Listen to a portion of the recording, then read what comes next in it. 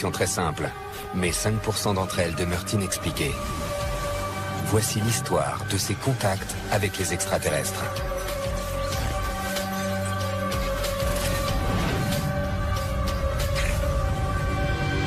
Dans une petite ville du Texas, les ouvriers agricoles Pedro Saucedo et Joe Salaz rentrent chez eux après une soirée entre amis. T'es sûr de vouloir rentrer, Pedro? Ouais, tu sais bien qu'au bout d'une bière, j'ai déjà envie de dormir. Laisse-moi conduire, alors. En rêve.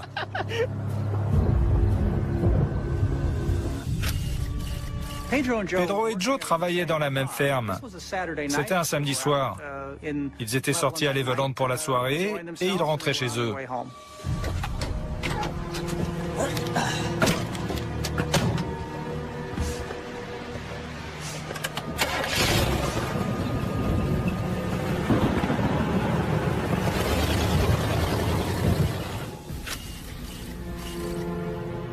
À Leveland, au Texas, tout est absolument plat.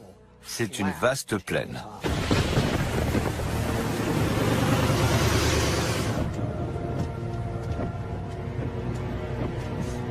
Hé, aide-moi à garder les yeux ouverts.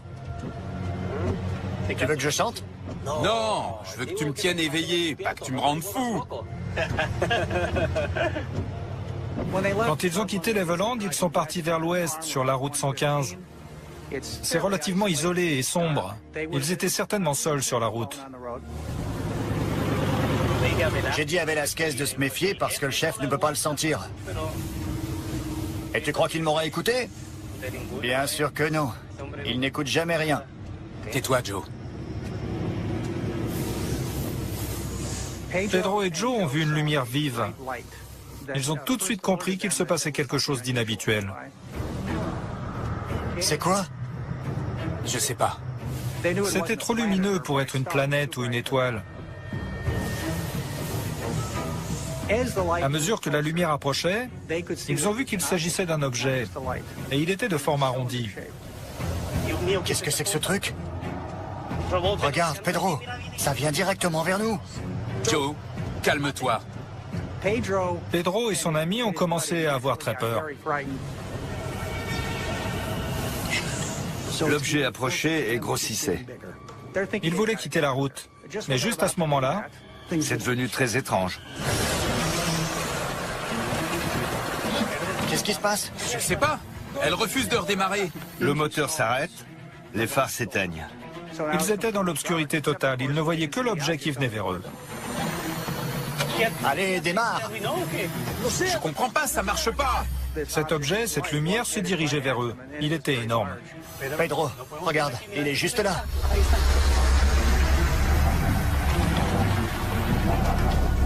L'étrange vaisseau se trouve maintenant au-dessus de la camionnette à l'arrêt.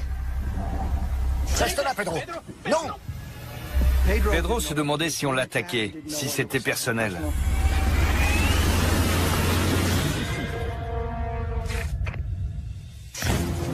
Sur une route isolée du Texas, Pedro Saucedo et Joe Salaz se retrouvent nez à nez avec un étrange objet lumineux. Au même moment, leur véhicule tombe en panne.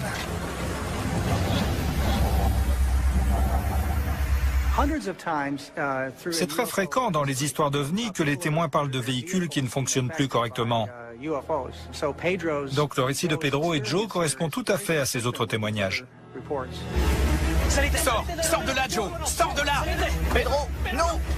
Pedro part en courant pour sauver sa peau. Pedro! Il sort du camion pour se protéger. Joe Salaz reste à l'intérieur. Il est pétrifié, incapable de bouger. Alors que Pedro est tapi dans l'ombre, l'objet semble être à sa recherche.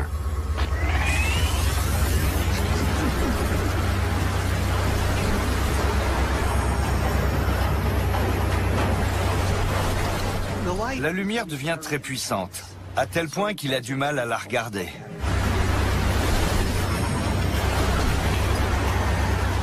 Il y a du vent, une espèce de force qui émane de l'objet. Pedro sent de la chaleur. Il entend un bruit d'hélice et il sent un souffle d'air qui serait comme expulsé par un moteur. Si on cherche une explication rationnelle, on peut s'imaginer que c'est un appareil avec une sorte de moteur qui dégage beaucoup de chaleur et un souffle puissant. Autrement dit, un réacteur. L'objet repart ensuite à travers le ciel, à très grande vitesse. Aucun engin n'est censé voler aussi vite à cette altitude. Pedro a estimé sa vitesse à près de 1000 km/h. Lorsqu'il s'est relevé, l'objet se déplaçait déjà très vite. Il s'éloignait très rapidement.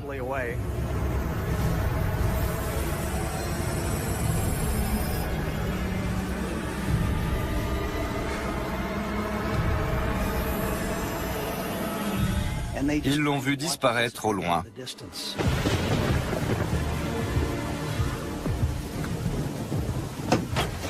C'est parti?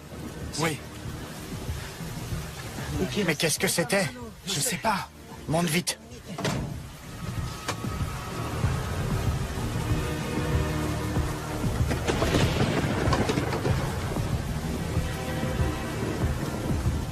Une fois l'engin au loin, le camion se remet à fonctionner.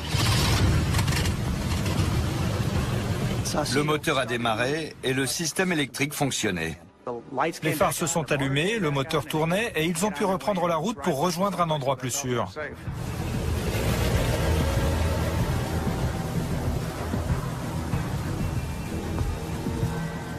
Ils ont roulé jusqu'au téléphone le plus proche et ils ont appelé le shérif de Leveland. Pedro, j'ai peur que ce truc revienne. Il faut qu'on y aille. On doit prévenir quelqu'un. Qui ça? L'armée? La police! Que puis-je pour vous? Allô? Bureau du shérif? Oui, monsieur. Je voudrais vous signaler quelque chose qui s'est passé ce soir sur la 115. C'est pour un accident? Non, non, pas un accident. Parce qu'il était hispanique, qu'on était au Texas et que c'était un ouvrier agricole, ils ne l'ont pas pris au sérieux. Ils ont cru qu'il délirait. Une lumière très forte nous a foncé dessus. Elle allait à 1000 km/h, ça faisait... C'était quoi comme véhicule? Et je sais pas ce que c'était. Peu après l'appel de Pedro et Joe, le shérif et son adjoint se sont dit qu'ils auraient peut-être dû les prendre au sérieux. Parce que le même soir, une douzaine d'autres personnes leur ont rapporté des faits similaires. Elles aussi ont parlé de véhicules qui avaient été endommagés par des ovnis. Cette vague d'observation est baptisée la tempête d'ovnis de 1957.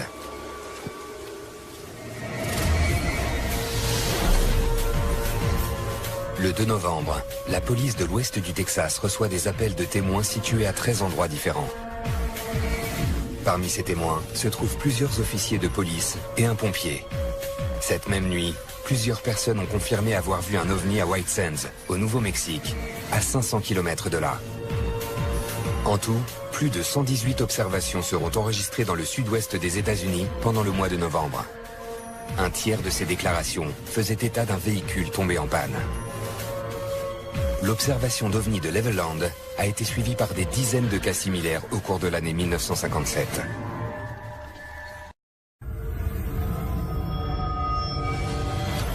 On signale chaque année environ 1 million d'observations d'ovnis. La plupart ont une explication très simple, mais 5% d'entre elles demeurent inexpliquées. Voici l'histoire de ces contacts avec les extraterrestres.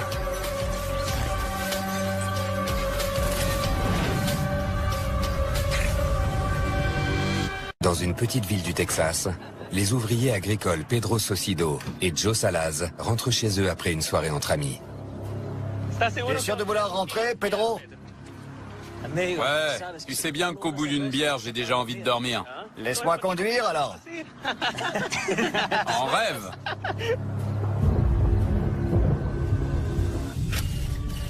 Pedro et Joe travaillaient dans la même ferme.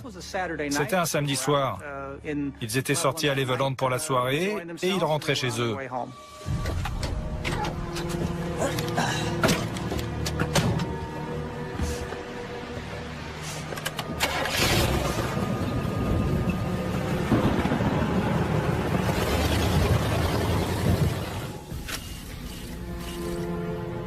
À Leveland, au Texas, tout est absolument plat. C'est une vaste plaine.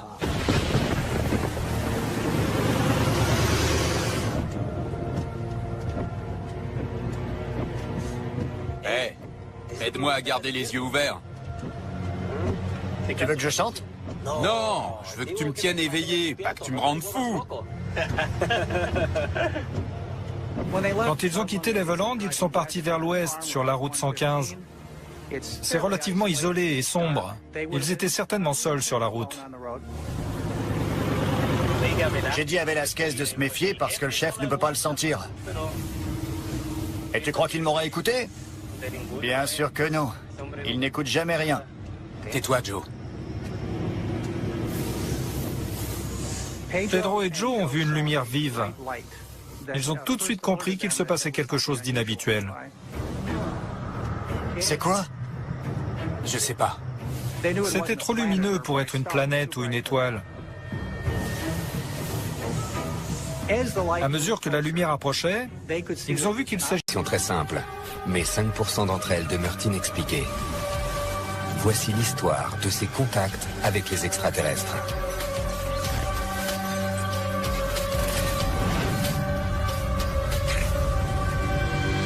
Dans une petite ville du Texas, les ouvriers agricoles Pedro Socido et Joe Salaz rentrent chez eux après une soirée entre amis. T'es sûr de vouloir rentrer, Pedro? Ouais, tu sais bien qu'au bout d'une bière, j'ai déjà envie de dormir. Laisse-moi conduire alors. En rêve.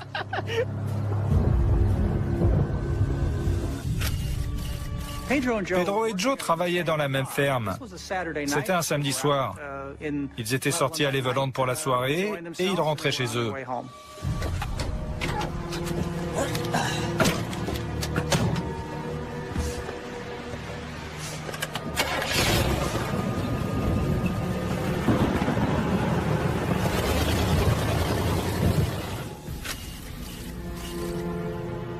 À Leveland, au Texas, tout est absolument plat.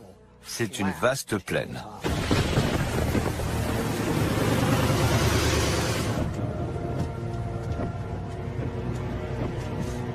Hé, aide-moi à garder les yeux ouverts.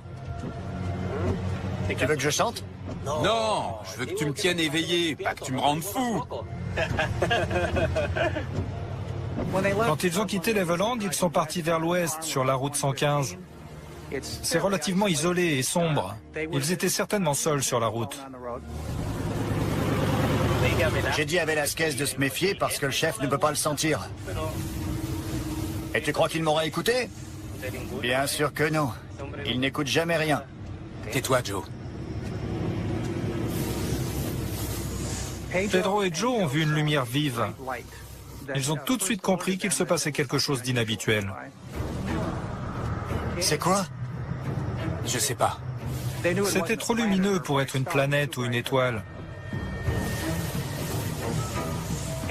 À mesure que la lumière approchait, ils ont vu qu'il s'agissait d'un objet, et il était de forme arrondie. Qu'est-ce que c'est que ce truc? Regarde, Pedro, ça vient directement vers nous. Joe, calme-toi. Pedro et son ami ont commencé à avoir très peur. L'objet approchait et grossissait. Ils voulaient quitter la route, mais juste à ce moment-là, C'est devenu très étrange.